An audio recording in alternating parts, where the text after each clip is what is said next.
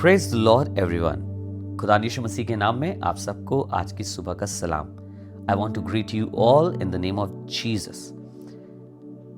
बहुत से लोग ये प्रयास करते रहते हैं अपनी उम्र भर कि उनकी गद्दी, उनका सिंहासन, उनकी पोजीशन बरकरार रहने वाली हो सके। बहुत से ऐसे प्रयास होते हैं, बहुत से ऐसे कार्य करते हैं उसको करने के लिए ताकि वो उस जगह बने रहें जहां पर वो हैं। पर क्या हर बार बने रहते हैं? कई बार गिर जाते हैं, कई बार सिंहासन छूट जाते हैं, गद्दियां पलट जाती हैं, लोग बदल जाते हैं। एक शिक्षा की और गुण की बात खुदा के कलाम ने सिखाई है और एक ऐसी बात सिखा रहा है जिससे एक व्यक्ति अपने सिंहासन पर कैसे कायम रह सकता है, वो कैसे अपने सिंहासन पर बना रह सकता है।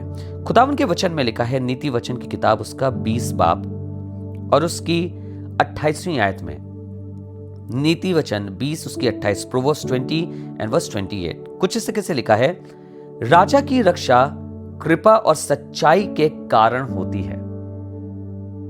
राजा की रक्षा कृपा और सच्चाई के कारण होती है और कृपा करने से उसकी गद्दी संभलती है।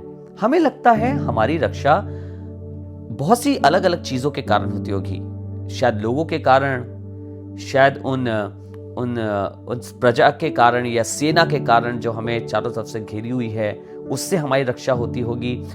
उन शील्ड्स के कारण, उन प्रोटेक्शंस के कारण हमारी रक्षा होती है। नहीं, पर खुदा का कलाम बता रहा है एक राजा की रक्षा सच्चाई और करुणा से होती है और कृपा करने से उसकी गद्दी संभलती है।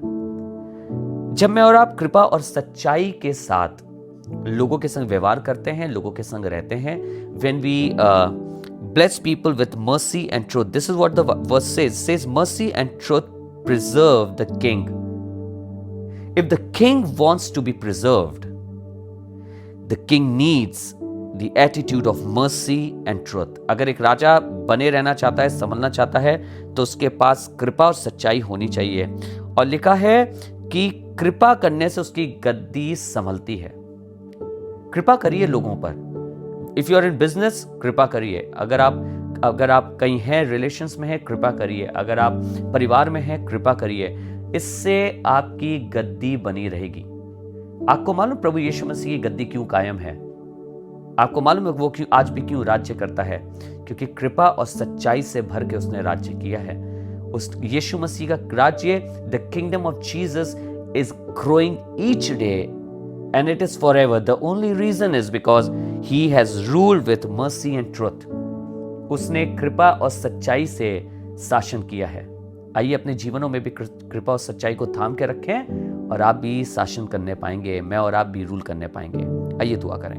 प्रभु धन्यवाद आपके वचन के लिए, आपके कलाम के लिए, जिसने हमें हमारे एटीट्यूड का तरीका सिखाया है, क्या होना चाहिए, हमारा स्वभाव कैसा होना चाहिए। प्रभु आज दुआ करते हैं हमारा स्वभाव कृपा और सच्चाई से भरा हो, हम कृपालु लोग हों और सच्चाई से भरे हुए लोग हों। दया कर खुदा यीशु मसीह कि जब हम लोगों से बात करें, लोगों के संग रहें, तो वो इन दोनों चीजों को हमारे अंदर अनुभव करने वाले हो सके।